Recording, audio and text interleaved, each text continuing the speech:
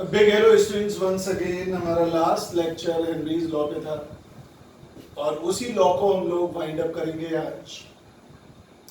What is the effect of temperature on solubility of the gas. अगर temperature बढ़ाया जाए तो गैस की सॉल्युबिलिटी पे क्या फर्क पड़ेगा। लॉजिकली और कॉमन सेंस से हम आंसर दे सकते हैं। जब टेम्परेचर बढ़ाएंगे तो जो गैस पानी के अंदर है उसके मॉलिक्यूल की काइनेटिक एनर्जी बढ़ जाएगी। काइनेटिक एनर्जी मतलब मूवमेंट, ज्यादा मूवमेंट होगा तो ज्यादा धमा चौकड़ी मचाएगा और मॉलिक्यूल बाहर निकल जाएगा। That means solubility will decrease. Quantitatively हम इस बात को एक्सप्लेन भी कर सकते हैं। डिसोल्यूशन ऑफ गैस एक एक्सोथर्मिक रिएक्शन है, मतलब जब हम किसी गैस को डिसॉल्व करते हैं तो हीट इवॉल्व होती है, मतलब heat is in the direction of dissolved gas. अब अगर हमने टेम्परेचर बढ़ाया तो ये इक्विलिब्रियम पीछे की तरफ जाएगा।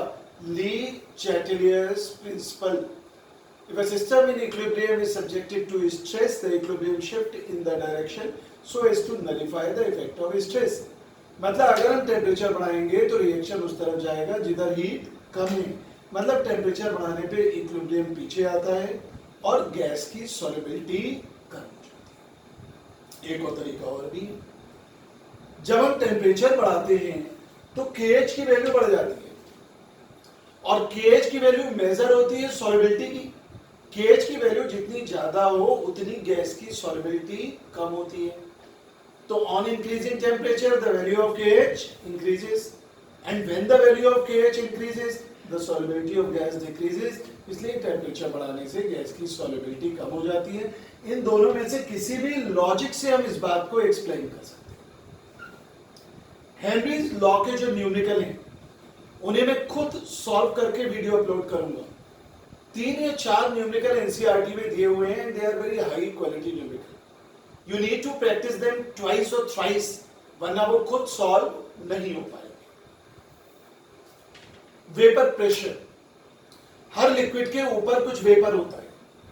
कुछ मॉलिक्यूल्स की काइनेटिक एनर्जी इतनी ज्यादा होती है कि वो वेपर के अंदर रुकते ही नहीं, कूद के ऊपर चले जाते हैं।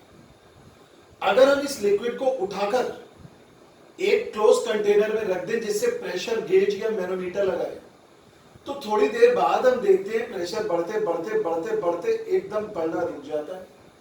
वेपर बनना क्यों बंद हो गया? होता यह है, ये वेपर लिक्विड के साथ इक्विलिब्रियम में आ जाता है। इक्विलिब्रियम का मतलब rate of forward reaction is equal to rate of backward reaction. दो मॉलिक्यूल अगर लिक्विड से वेपर में जाते हैं, तुरंत दो मॉलिक्यूल वेपर से लिक्विड में आ जाते हैं। This is known as state of equilibrium. अब जब इक्विलिब्रियम आ चुका है तो वेपर लिक्विड के सरफेस पे जितना प्रेशर एक्सर्ट करता है, it is known as vapour pressure.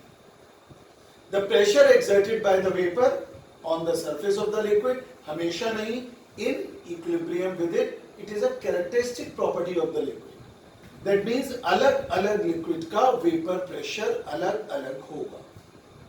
Vapour pressure की दो एप्लीकेशंस हैं, दो फैक्टर्स इसे इफेक्ट करती हैं। Number 1, nature of liquid. अगर बच्चों दो लिक्विड के बीच में इंटरमॉलिक्यूलर फोर्स ज्यादा होगा तो वेपर बनने में मुश्किल हुआ, कम मॉलिक्यूल वेपर बनाएंगे कम मॉलिक्यूल वेपर बनाएंगे तो कम वेपर बनेगा, कम वेपर बनेगा तो वेपर प्रेशर भी कम होगा। That means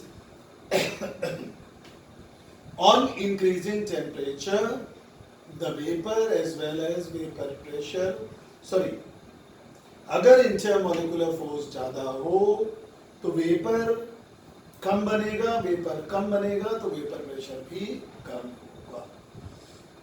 factor number 2, temperature. अगर हम टेम्परेचर बढ़ाएंगे तो मॉलिक्यूल्स की काइनेटिक एनर्जी बढ़ जाएगी। काइनेटिक एनर्जी बढ़ जाएगी तो ज्यादा वेपर बनेगा, ज्यादा वेपर बनेगा तो वेपर प्रेशर भी ज्यादा होगा। Therefore, vapor pressure increases with temperature. Thank you.